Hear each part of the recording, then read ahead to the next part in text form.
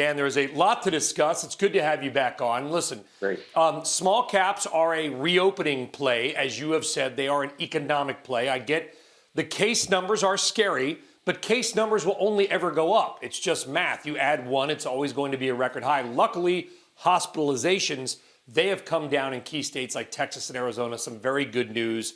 You look at Europe, they're starting to recover a little more quickly. Are you optimistic about the American recovery and reflect that maybe vis-a-vis the small caps? Yes, because really when you think about it, Brian, we entered this somewhat later. First it was China, then it was the Eurozone, then the United States started seeing infections. So we were really one of the last economies to shut down the way that we did in this past spring.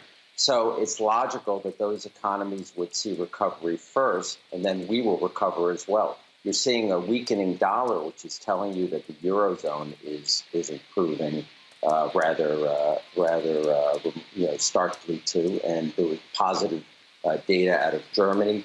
All those things are telling me that the global coordinated growth that I thought we were going to have prior to the pandemic being an issue is actually going to happen. It's going to happen much later.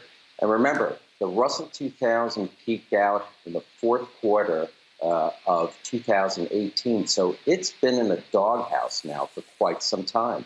Much better valuations there. And there's much more opportunity, in my opinion, on a going forward basis for a lot of the sectors of that index that have just not moved. Yeah. You know, we referenced Barron's. I'm sure you saw it over the weekend. They highlighted what we've been talking about on this show for a long time, which is this heavyweight market. There's so few five stocks, now 22% of the overall S&P 500. And the article basically reflected if they go down, can the market basically go up? I mean, can the other, whatever 495 S&P stocks come to the rescue? What do you think? Well, it's sort of 1/3, 2/3. Only 1/3 of the index is positive, and then you have that ultra crowding among a handful of stocks at the tippy top.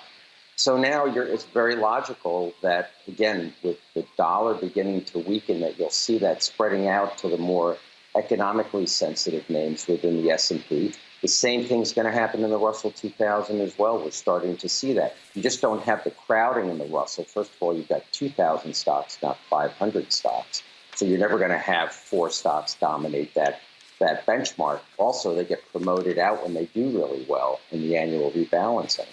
So I really think it's very timely now to have exposure in U.S. small cap stocks. The index went down more in the first quarter, but recovered more in the second, and is roughly in line with the S&P right now. Many of the small cap companies haven't reported yet. They tend to report a little bit later.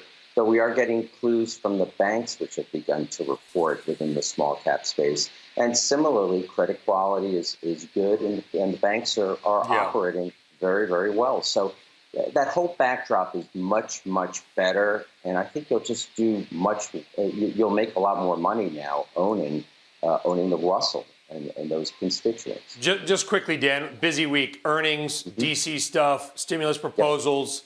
Obviously, we continue to watch new hospitalization rates. What's the most important thing that you're watching this week, Dan? I think you want to really pay attention to the dollar. As that actually weakens, it's actually a positive sign for our companies that are exporters, which is, again, about 1/3 of the S&P 500. So that headwind that we've had for quite some time of the U.S. being the only growth economy globally, we now have some company, and again, we're still the cleanest shirt in a dirty laundry basket when it comes to currencies, but some of the other laundry is getting cleaned as well.